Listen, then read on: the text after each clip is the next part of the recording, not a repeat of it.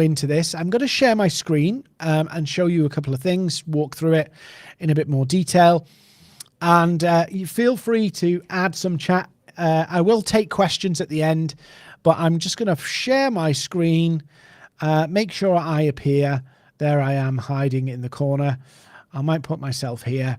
Okay, so what I'm going to look at, we've got a little over an hour. I'll try and be as concise as possible because I know your time's important, but this is important. If you've wasted your time on LinkedIn, spent a lot of time doing stuff that's not yielded any results, I'm going to explain why. I'm going to explain why people need you. And we're going to put this into a whole process that I use myself that you can use too. So in this little masterclass webinar, we're going to look at how to leverage your expertise to win clients without selling your soul to LinkedIn. Now, what do I mean by selling your soul to LinkedIn? I mean spending 90 minutes a day going and commenting on people to get reach and engagement. I mean spending lots of time creating content that doesn't actually get you anywhere. I mean thinking that you need to chase more and more likes and comments and followers to get leads and clients. I mean playing a totally different game than what our head is wired to do and what our brain chemicals tell us we must do. So that's what we're really going to look at today. And like I said, I'm going to take some questions towards the end. So do hang on at the end or ask any questions. There should be a chat box below where you can send any questions to. So first off, you do not need a big following, paid ads, or to go viral. I can remember many years ago, maybe 5-6 years ago, you could put anything on LinkedIn and it would blow up. And back then it was much easier to play a content game. And if you benefited from those early days on LinkedIn, if you benefited from the times when you could put a picture of a cat on LinkedIn and everybody would love it, awesome. But the reality is now you have to play a far more strategic game. And that's what I'm going to show you. How do we play the best, get the best results from the least amount of time with the least amount of pushiness. So this is what we're going to cover. I'm going to do a lot of this quite quickly because we've only got a limited amount of time.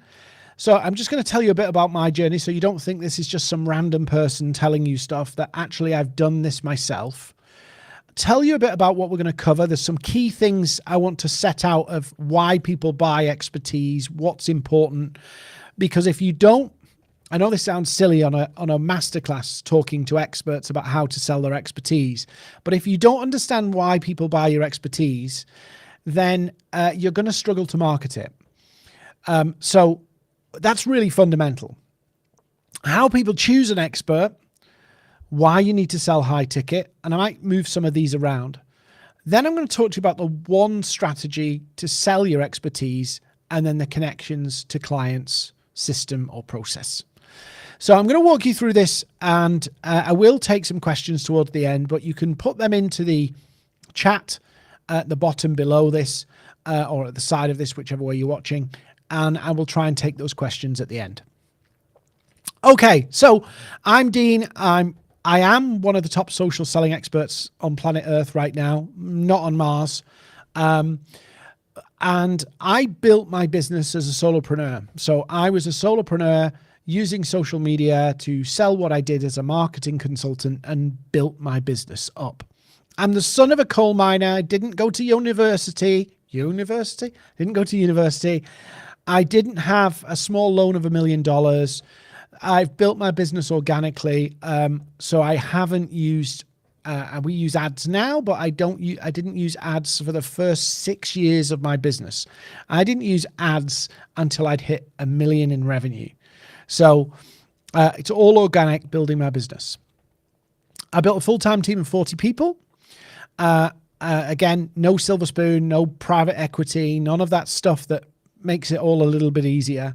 And I've trained more than 200,000 people in social selling, salespeople, CEOs and senior executives, and using their thought leaderships, and small business owners, solopreneurs who want to do it. And we've helped people generate more than £150 million in revenue. So that's kind of who we are. Maverick's my company that we do everything under. And yeah, this is what we do. We live, breathe, and eat this stuff every single day. Okay, so hopefully that tells you I'm not just some random person who decided I'm going to go on LinkedIn and tell everybody I'm world changing. So this is the process I'm going to show you. I'm going to break it down a little bit more as we go, but I've been doing this for a long time, and I'm going to show you some of the key things that go wrong, some of the key things, the mistakes people make that actually stops them. And if you imagine your ability to get clients like a machine, you have inputs, actions that go in, and however those actions are put together, create the outputs. And very often it's a few tiny things in that machine that are just not functioning correctly that cause the problems. So I want to address the main things that I see in the machine of putting in effort to output clients, what goes wrong, what doesn't work so well. Just a quick reminder, today, if you're a salesperson watching, by all means enjoy this, eat the meat and leave the bones, but this really isn't for salespeople. This really isn't for people who just want another hack. This is a process to build something. So if you're just looking for the next trend or the next gimmick or the next thing, or you're trying to fill a hole in your budget, you know, you've got a black hole, this is not it. This is about building a business. I'll give you an example. One of the biggest merry-go-rounds in solopreneurships is you get busy working for clients, you forget to market, then the projects that you were working on are finished, and then you have a black hole, and then you pedal like crazy, do all the crazy things to get some more clients, and then you repeat the same cycle. This is not that. This is not a magic wand. It's not a silver bullet. It's a process to build a business. It's about building trust, authority, and turning that into a system that makes you money. A couple of other things that's important here. I'm not against cold outreach, but in this scenario that I'm talking about today, cold outreach isn't necessarily appropriate for people selling their expertise. And the reason I say that is it can undermine their credibility. So if you're a salesperson, if you're not selling yourself, knock yourself out. There's ways and means to do it. I'm not going to talk about them today, but if you're selling yourself, it's a bit different marketing yourself. If you're the expert, you're a marketing consultant, a social media consultant, a business coach, a financial advisor, where you're selling, I can help you, I know how to help you. It's a very different sell than if you are selling a product for a company. So I'm not talking about that element today. I'm really focused on the people who are selling their expertise as freelancers, coaches, consultants, whatever you are. So that's where we're really focused today.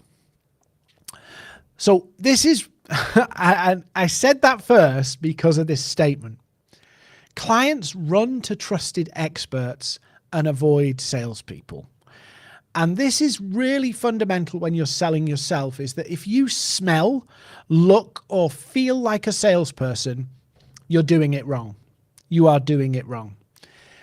We want people to come to us. We want people to engage with us because they see us as having the answer to their problem. With salespeople, it's a different mindset. It's a completely different mindset. So I want to start from the beginning and go, if you're listening to me or watching me, don't be a salesperson in this scenario. It's very difficult to be a good salesperson selling yourself. I would rather you take a different approach, which I'm going to show you, which makes it way easier for you to sell. Less icky, less uncomfortable, less pushy. So let's just think about, why do people need experts, right? And I know I'm probably teaching you to suck eggs, but here's the thing, right? When you're on LinkedIn, you have to convince people that they need you. So if you don't know why people need you, if you can't articulate why people need you, don't expect other people to pick up on it. It's a really big issue. It's one of the biggest issues that I see people have on LinkedIn when they're selling themselves is they actually don't know why people need them. They haven't pinned themselves down on why people need them. And the atypical thing that I see people doing is they have this kind of mentality of, well, I can help in lots of ways, and so people will come to me with their problem and I'll devise a solution. And it would be nice if that happens, and it would be nice if it worked that way, but it doesn't. People engage with experts when they see that person can solve their problem. That person can help me get to an outcome. So people buy expertise, they buy people's knowledge and wisdom and experience because they have a problem or they have a really important objective or goal that they want to achieve. That's the first thing. That's the fundamental, right? That's number one. The next one is they want to get the benefit of the experience and expertise in their life or business, depending on who you're selling to. In other words, they want to bypass a learning curve. They want to get the insight from somebody else who's been there, done that, got the t-shirt. The other reason they want to do that is they want to get there faster. They want to solve the problem faster, and they want to reach the objective, the goal, more quickly. Yeah, really straightforward stuff, but you'd be surprised how often we ignore this. And when I look through people's content, I look through their LinkedIn, and I look at what they're doing, and it goes, I have no idea why somebody needs you. I know what you do. I know the problem you solve, but you can't tell me why they need you specifically. Another big reason why people buy the services of experts, or they buy in the expertise, or they buy a program from an expert, is because they want more certainty. Do you give people more certainty that you can solve the problem than they can solve it on their own? Now, if somebody came to me and said, Dean, I can solve your problem for £10,000, and I go, okay, I have to be more confident in having you, if I pay you £10,000, I have to have more confidence that I'm going to achieve that with you together than doing it on my own. We want certainty. So your customers, my customers, want more certainty of achieving an outcome by buying into our services. Then they want to avoid the mistakes. In other words, all the things that could go wrong on the way, that could cost them more money or cost them more time. What could go wrong? What are they unsure of is the next point. They know they want the result, but they don't know how to get there. They're confused. So there's like an uncertainty of what's the best way to get there. What's the best method to get there?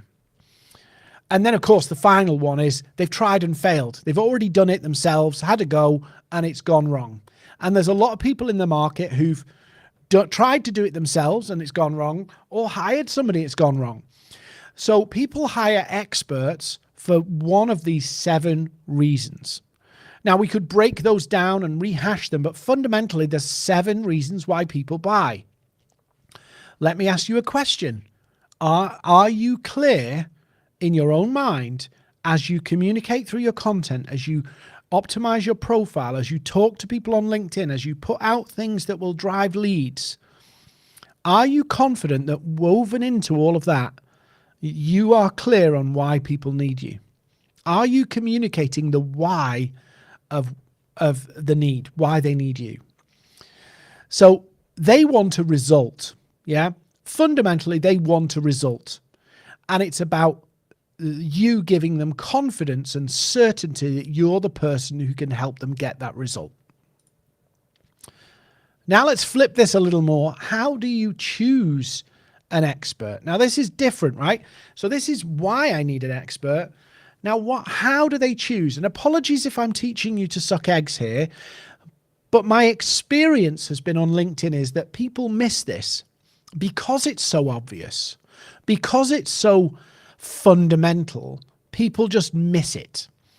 And often it's the little things that stop us getting the result. It's not big, huge boulders.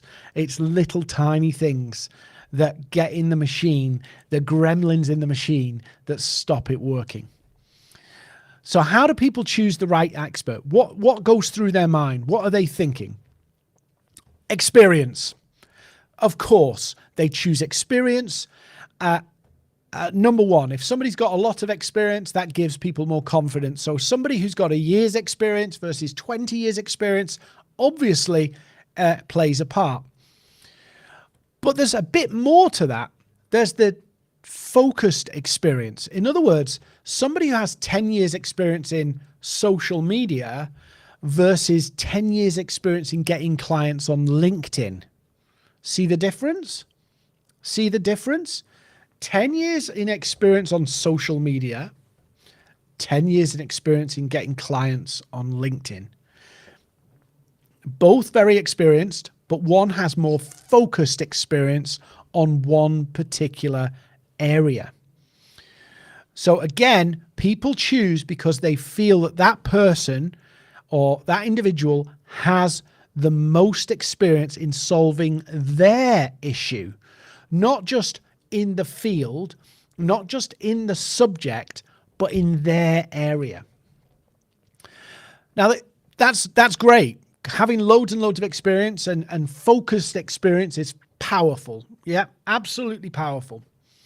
But there's another part to this, which again, a lot of people miss.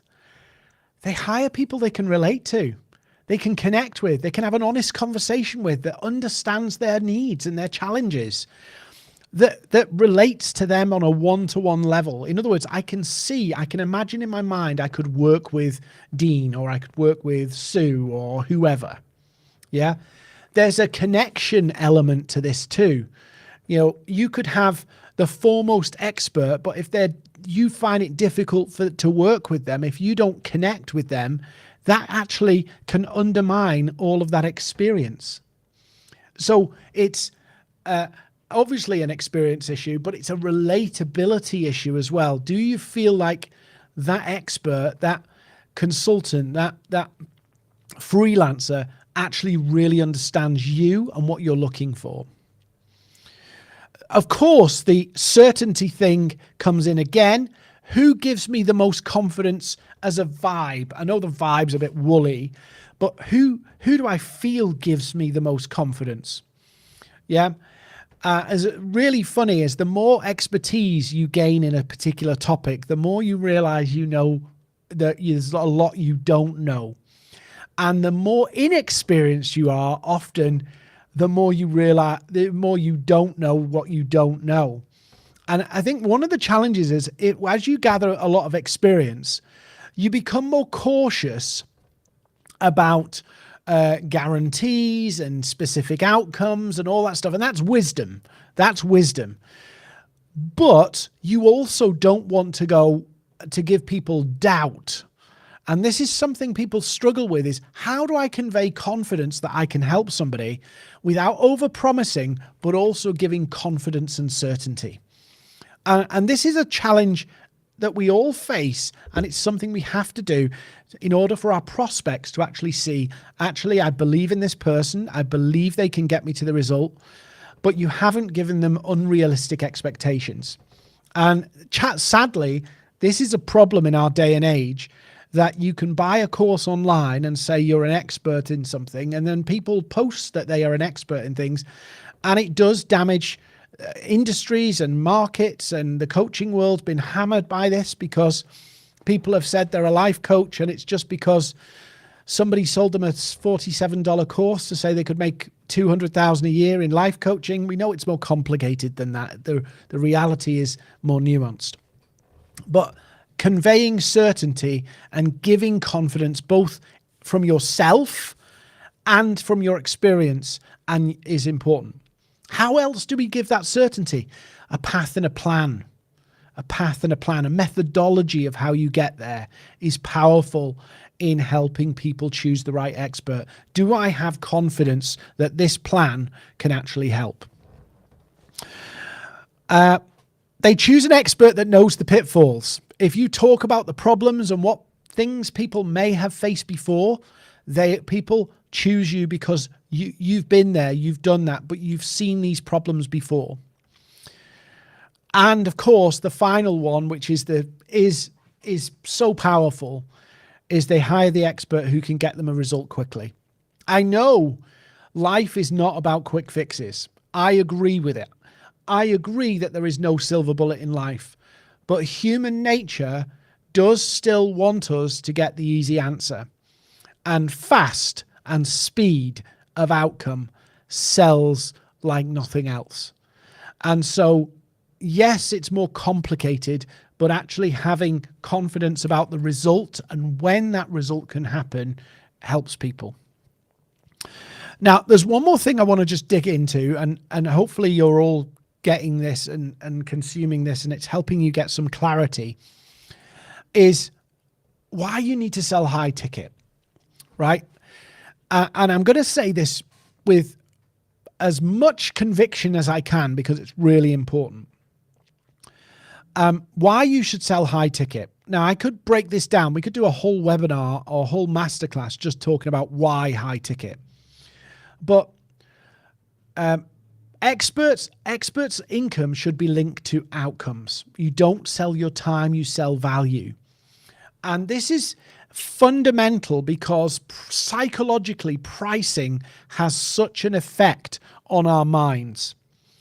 So as a seller, as somebody selling their expertise, so Dean's selling his expertise, Dean's logic is if I sell cheaper, I will sell more.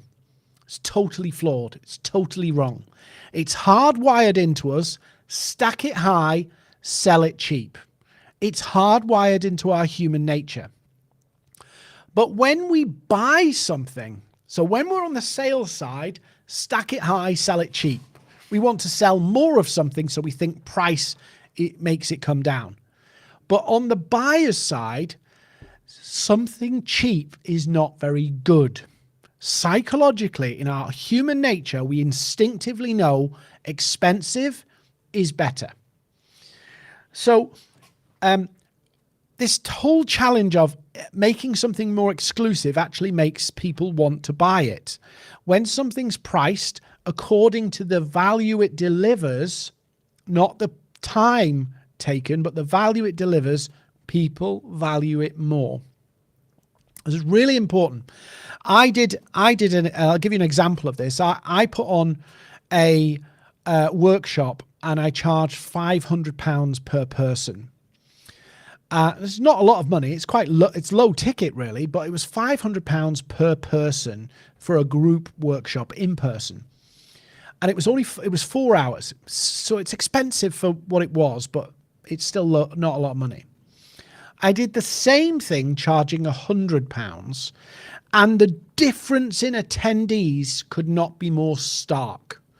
The people who came for £100 and the people who came from £500, completely different groups. Just surprising how just the price changes things. I do the same content. A government organization pays me to deliver some training content for free, and they pay me to do it. And when I sell that same content myself, guess what? The difference in the audience could not be more different. So price does change who buys. So there's all of those things. The other thing about this as well, and I don't want to be mean or cruel, and I've been broke and I've had no money. But when the price to entry is very, very low or really affordable for a lot of people, it can attract people who need saving. It can attract people who need massive help. And what happens is you end up over-serving those clients and underserving the people who are paying you a lot more, who value your time.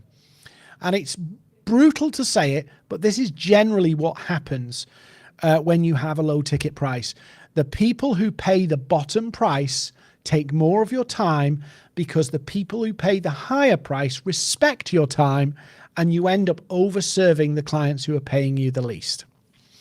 So the reason why you should sell high ticket is also you can pick and choose who you work with. If you're running at your max capacity and lowest price, you always need more and more clients all the time. You need you can't afford gaps.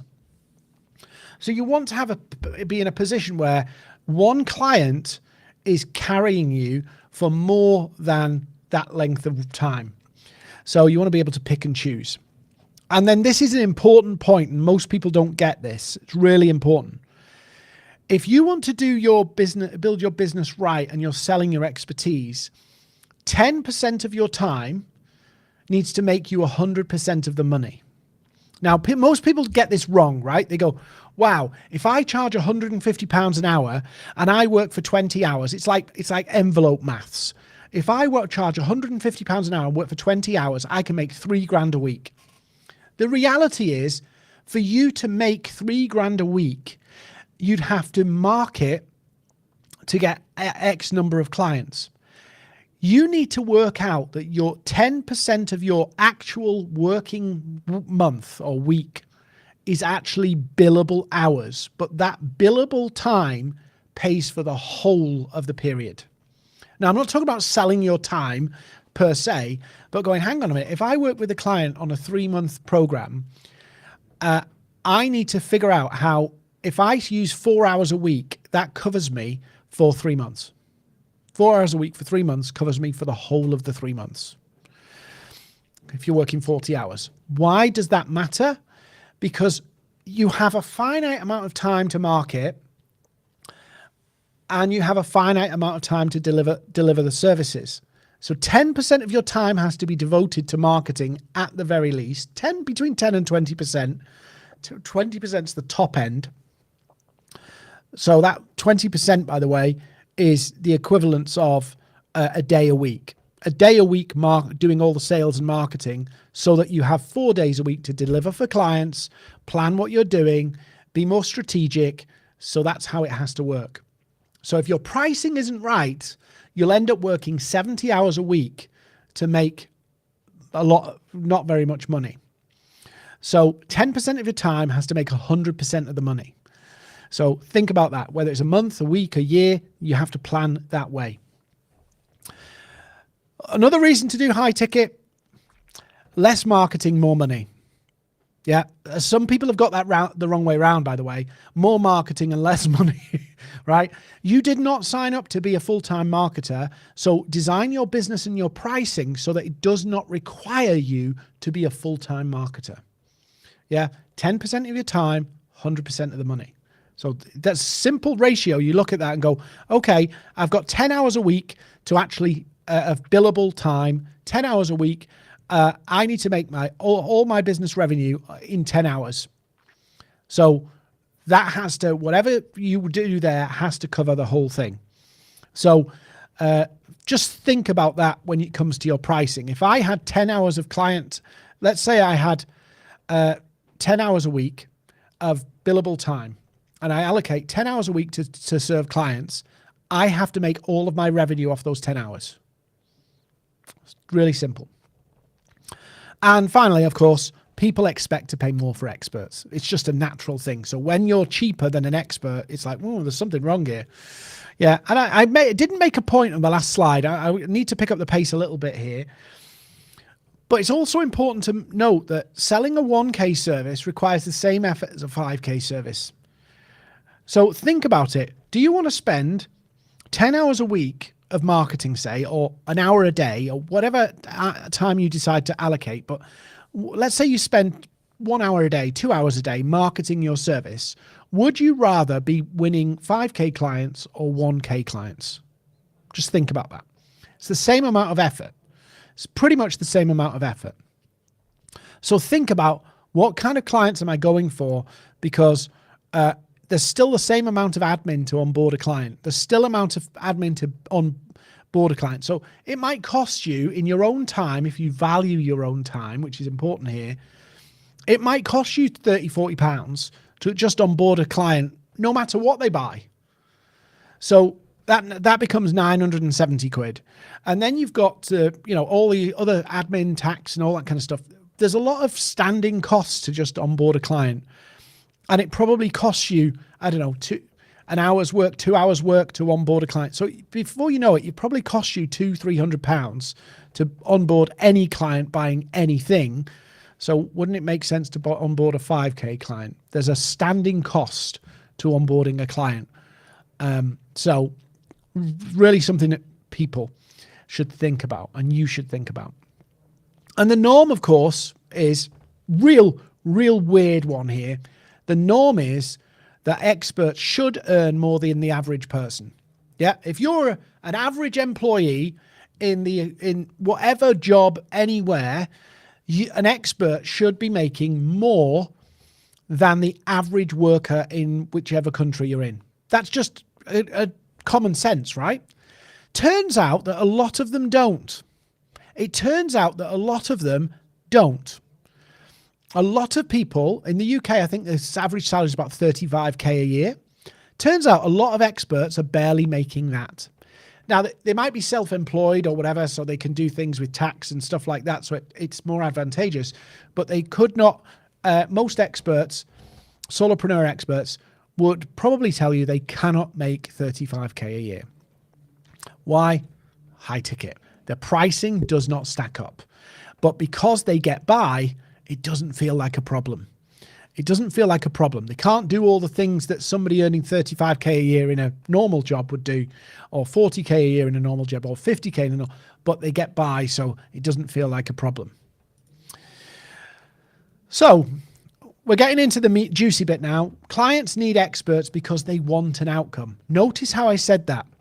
Clients don't want experts because they need an outcome, right? Notice what I said there. Clients need experts because they want an outcome. It's not clients want experts because they need an outcome. I will explain that in a bit more. But the difference between need and want, they want the outcome, so they need an expert.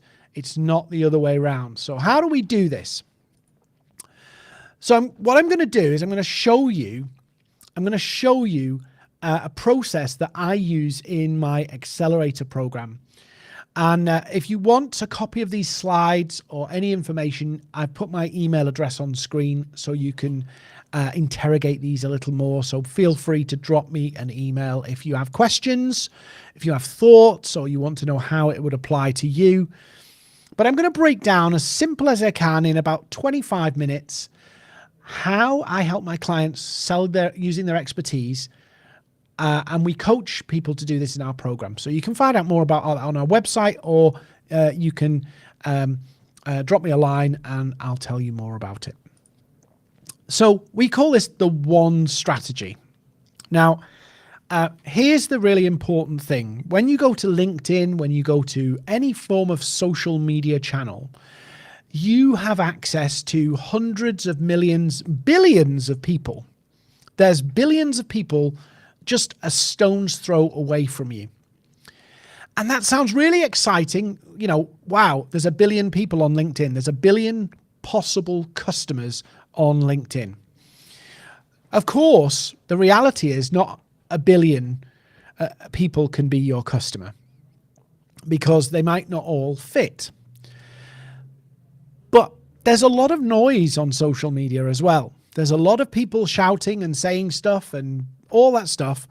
And the problem is, the more broad you appeal on LinkedIn, the more you appeal to a bigger audience, the more time you will have to spend on LinkedIn. The more you try and sell to lots of different people, the more variety of problems, even within your subject matter, the more variety of problems you try to tackle, the more expensive it will be for you to use to win clients. So it'll take you longer, it'll take you more time, and it will sap you more money. So in other words, what I'm trying to say is, if you want to get if you want to be positioned as an expert, you've got to solve a problem that's high value, but solve a specific problem, because if you try to solve too broad a problem, you'll struggle to get through the noise. Your content will be ignored. People won't see the relevance in you. They'll browse past you. You'll get frustrated because you'll see people who you know you could help and they don't see it. They won't see the logical step of, oh, you could help me solve this problem, because you're appealing to too big an audience. I'm going to break this down in a minute, because many of you watching this today will actually be in a position whereby you think you're quite focused. And when I show you in a second, you're going to realize, wow, this is a problem. This is the issue. This is why I've been struggling to cut through. So the one strategy is composed of 4 bits. A compelling offer.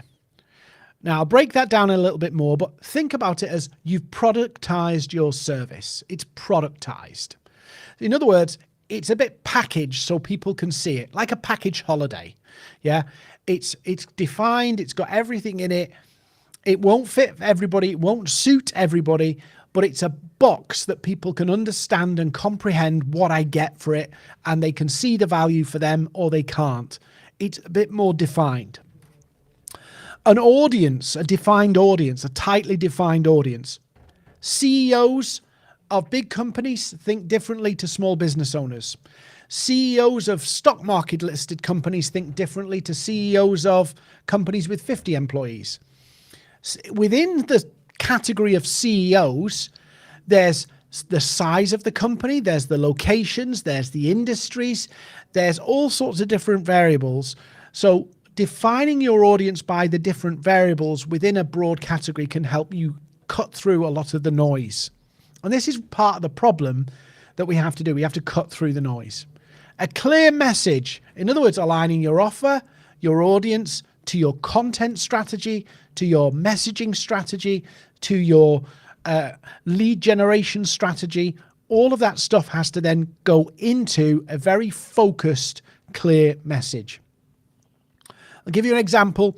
One of the first things I ever did, one of the first workshops I ever did, and it's become the best-selling workshop I've ever done, still to this day, 6-7 years later, is I teach people how to win one client on LinkedIn.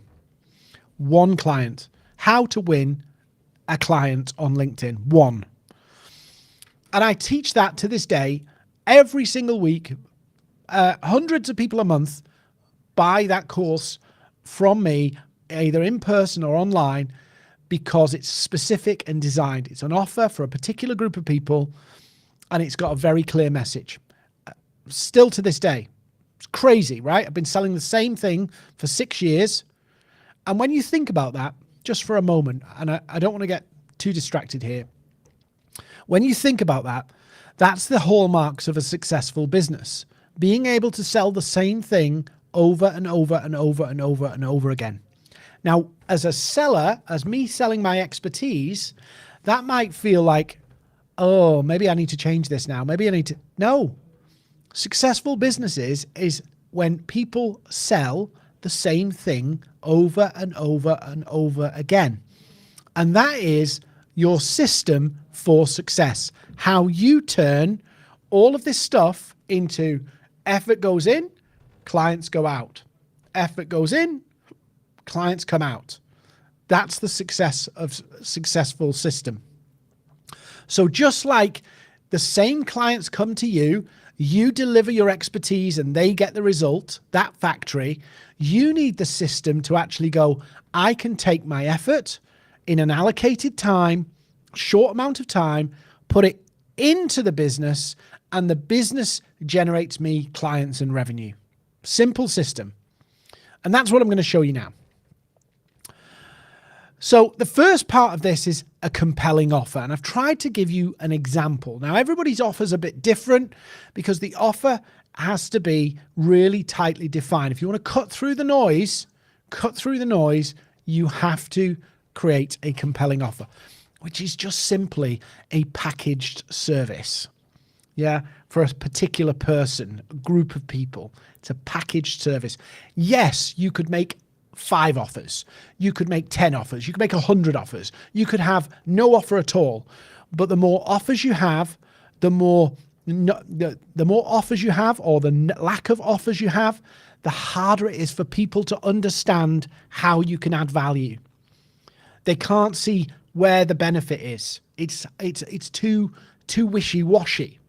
So the reason why you create a package, a bit like buying a broadband package or a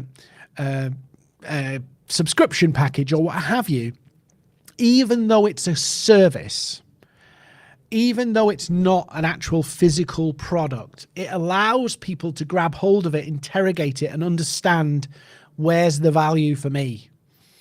And the more broad and unfocused that is, the more problems you have. And I've put an example here on the screen, a generic offer. I help people reduce their stress and switch off at the weekend. Well, that's a good offer, but it could appeal to a lot of people. So when you're putting out your message and your content and your outreach, guess what? And growing your network, it's really hard to cut through all of that noise because it doesn't speak directly to a person. It's just like out there. Whereas the compelling offer, tech CEOs kill their stress and switch off at the weekend so they can spend quality time with their family. Which offer will sell more?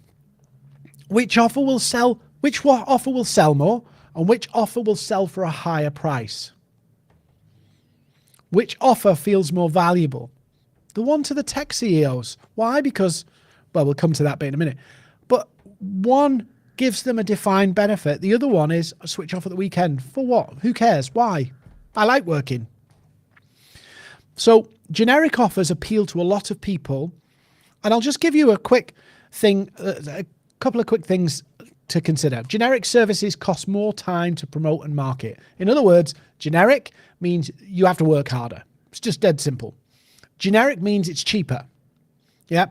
If you have an exclusive club for CEOs, people expect to pay more than if it's a club, a random club. Yeah. Compelling offer should solve one specific problem. And it's easier to sell one specific solution to 100 people than it is to sell any solution to lots of people. So I'm hopefully banging the drum here, and this is making sense. You need a unique methodology. How do you help people do that? What's your method to get people there? Because remember from the first part, the confidence that brings. The unique methodology. You need a unique methodology. How you do it. So that people can compare and go, that works for me. I like that approach. I talk to people when I'm talking to solopreneurs in my Accelerator. I say, how do you sell without the sales pitch? How do you do it without ads? How do you do it without feeling icky and uncomfortable and awkward? That's my unique methodology, which I'm going to give you an overview in a second. That's how you become an expert, by the way, an expert in one thing. Now, yes, you could define me as an expert in LinkedIn, but I want to be defined as an expert in getting clients with social selling on LinkedIn. That's what I want to be known for. I want to be the go-to person. I think I am the go-to person for that. That's what I want to do. Don't want to be just the LinkedIn person. I want to be more than just the LinkedIn person. I want to be the LinkedIn person for getting clients, not just a LinkedIn person. So I want to be focused on one problem. So I'm the expert people go to for that problem. If you've got a red blinking light on a dashboard on an airplane, yes, you can get an engineer in, but when the engineers struggle to find the problem, they call in the expert on how that particular component or that particular element of the mechanics works. You want to be that person. You don't want to be the general engineer of the plane. You want to be the guy who comes in. Think about this in a medical point of view. Do you want to be the GP? Yeah, if you're sick, I can make you better. Or do you want to be the consultant? The person who goes, yeah, I'm a specialist at doing operations on this particular area. Who gets paid more? Think about it. So it comes down to your offer. Are you going to be a doctor or are you going to be a consultant? Defined audience. So this leads into your price as well. And we will get to the mechanics in a second. I'm going to pick up the pace because we're short on time. Find your most valuable clients. People are motivated by pain. People who are motivated by pain need to be saved. They make tricky clients if you're trying to save people. Big tip I got from coaching a couple of years ago. Dean, I love to help people, right? Anybody messages me, I will help them, right? Doesn't matter. If they come to me and say, I've got no money, I will help them.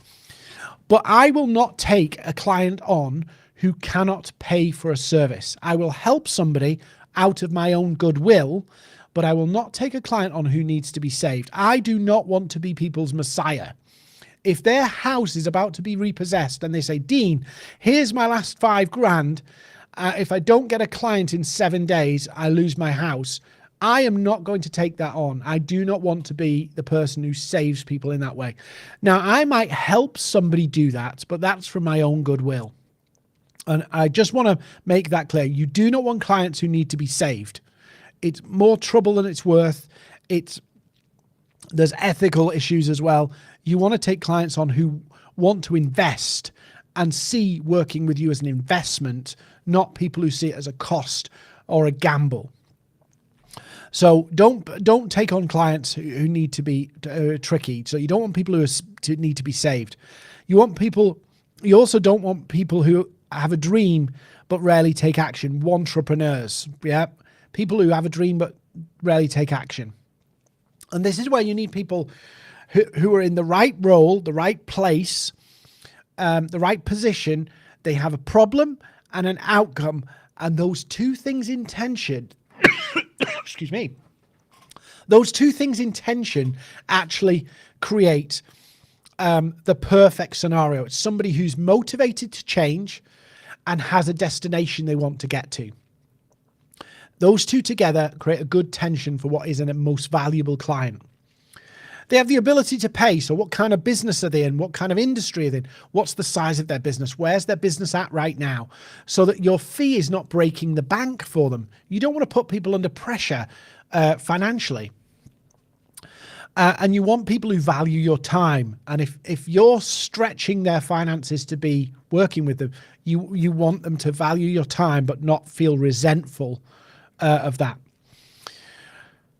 And their need and want has to stack up for your ticket price. Yeah. So if you're going to charge them $5,000, the value you give has to be more than $5,000. You have to have generated more than $5,000 worth of value. And that then correlates to my example here. If you've got whatever it is you're selling, but let's say you're selling de-stressing for business owners, right?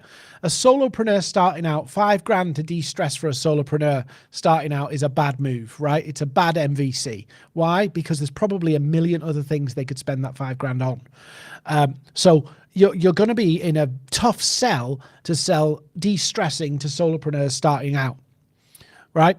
CEOs with 10 plus employees, $5,000. Yeah, it's not bad. It's not bad. So your MVCs is about picking somebody. I'll give you another tip, the final one. You can access them easily. You don't want CEOs called Alan who live within 5 miles of 5 miles of Heathrow Airport who also like train sets. Now, a lot of that you can find on Sales Navigator, but you want to be able to access them easily. You want to be able to find these people in good quantity. There doesn't need to be millions of them, but there needs to be a good quantity of them you can get access to. You can find through LinkedIn and Sales Navigator. Otherwise, it's going to be really tricky to market your service. Most people don't get this, by the way. I help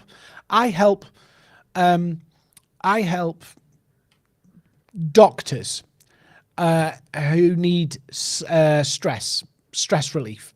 Okay, how are you going to get to them? What's the channels you're going to use to get to them? If you help doctors with stress relief, yes, you can get to them on LinkedIn, but you need to do the analysis of how easy is that? Because if it's not going to be easy to get to them, you're onto a tough sell. You're making your selling job harder because they're harder to reach. This is one of the reasons why I love LinkedIn, by the way, because LinkedIn has the easiest to reach audience. You can find people in quantity. Clear message, combining all of that stuff together, right? I'm really tight on time, so I'm going to try and push this through. A clear message. There's 4 general buyer motivations. When you're talking about your topics, when you're talking to prospects, when you're putting on lead magnets, webinars, or whatever you're doing, you need clarity, right? So I put an example here at the bottom, how CEOs can reduce their stress. Okay, who cares? 7 practical ways CEOs can reduce their stress now. Clear message. This is what you're going to gain.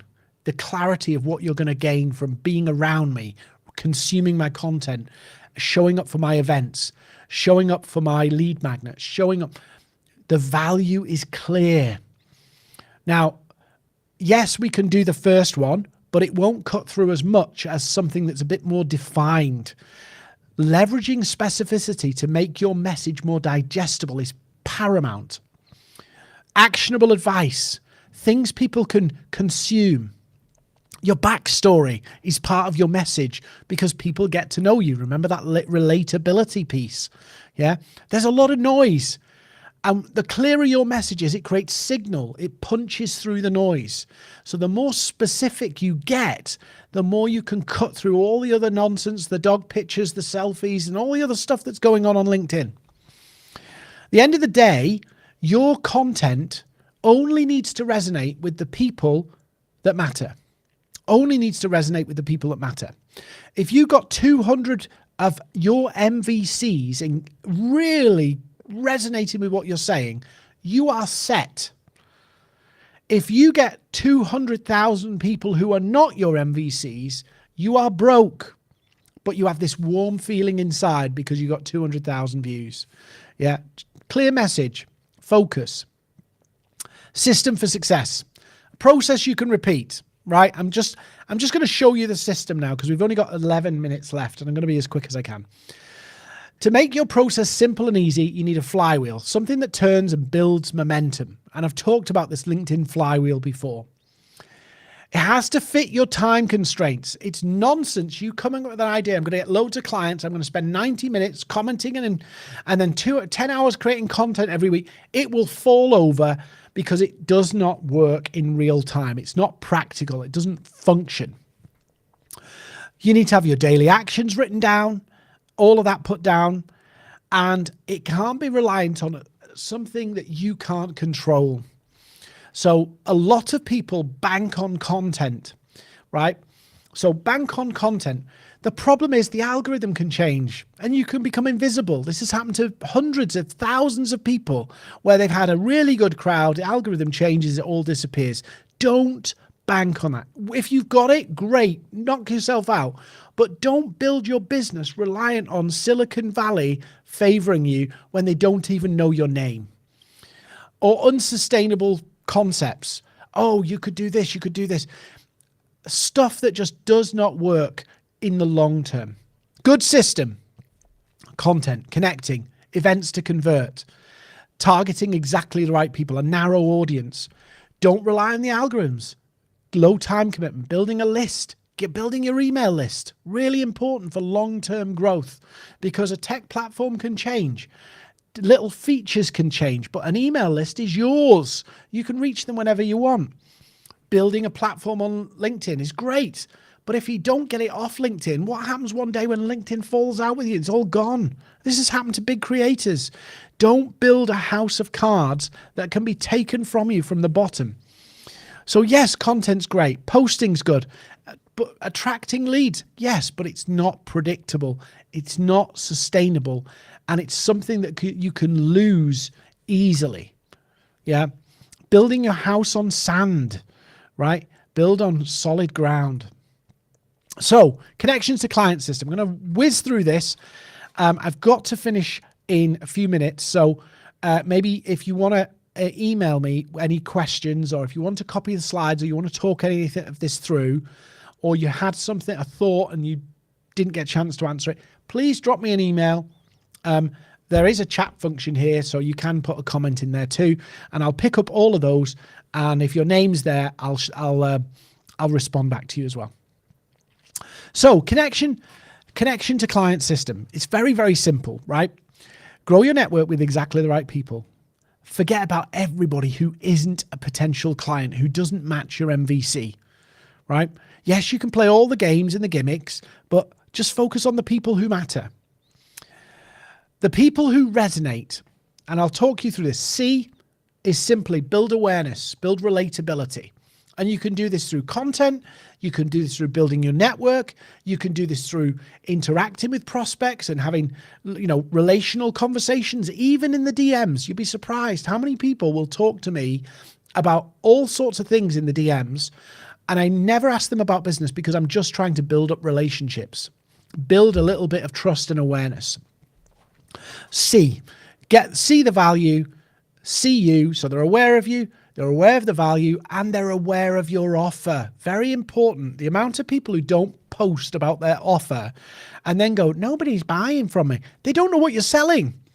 Yes, posts that promote offers bomb, but you still need to post it anyway to build awareness. On average, it takes 7 times somebody to see a product or an advertisement of any kind for them to consider buying. 7 times. I bet some of you watching this, as you scroll back through your LinkedIn feeds, will go, I haven't even posted about my offer 7 times, let alone somebody's seen it 7 times. I don't think I've ever posted 7 times about my offer. So they need to see you, see your value, and see your offer. Don't mean buy it. I just mean see it, understand it, know it exists, have a little bit of information about it, a bit of awareness. We'll talk about something else in a second about that. Then they've got to taste the value. In other words, I don't mean a free trial, but an experience. And I do this a lot through things like this, through audio events, through lead magnets, through some of my specific types of posts where I help people see the value of me working with them, see the value of me, hanging around me, following me, all that stuff. See the value of what I do. Yeah. See the value of what I do, the importance of what I do, and then see the value in my offer. Yeah. And I can do that through things like this. So it's a bit deeper than content, and I can get people from all different channels here, but I use LinkedIn, and that's where I develop I've experienced the value. There's some good stuff there. And he's got some good things to say. And then based on that, I give people an opportunity to buy through a very consultative process, like a doctor or medical professional would diagnose you. I help people. And sometimes I help people and they don't buy.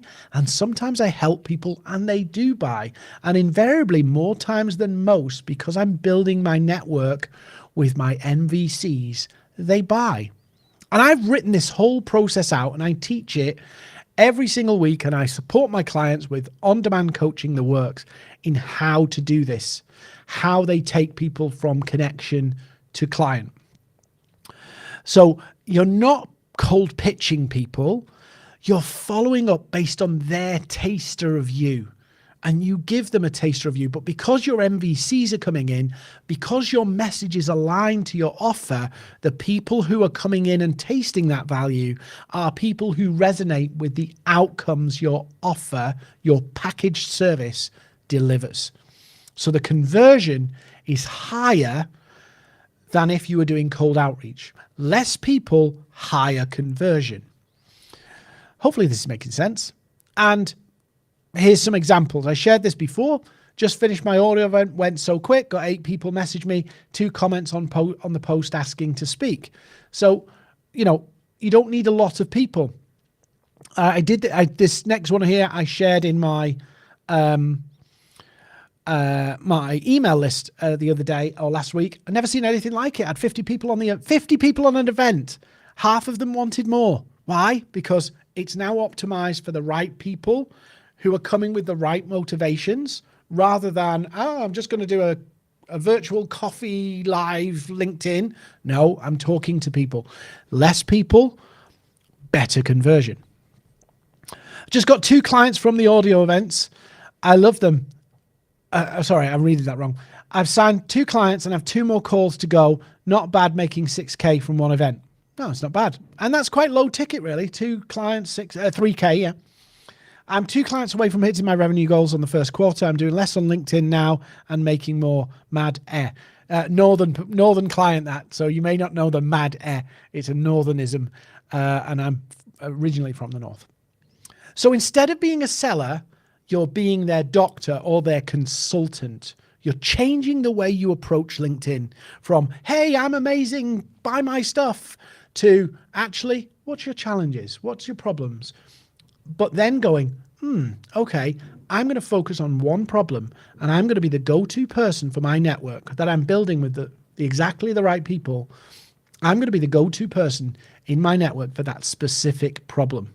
Dean's the clients from LinkedIn person. He's not the LinkedIn person. He's the LinkedIn getting clients from LinkedIn person. And that's how it works. So I was going to take some questions, but I've ran out of time and I've only got 2 minutes left.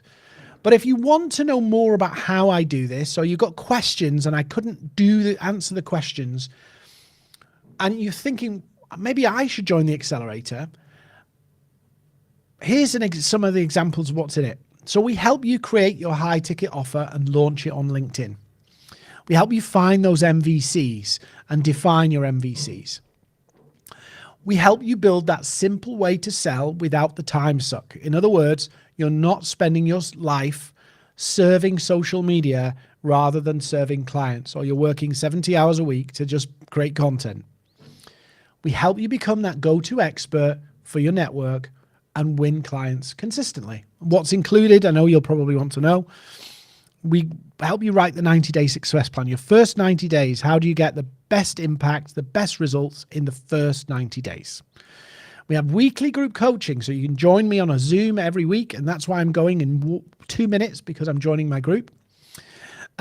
You get on-demand one-to-one support from my team, online training library, and we help you with publishing, podcasting, and speaking opportunities. And a lot of our members have actually been put on stages by me, put on events by me, and been featured on podcasts and websites and all sorts of places because of us.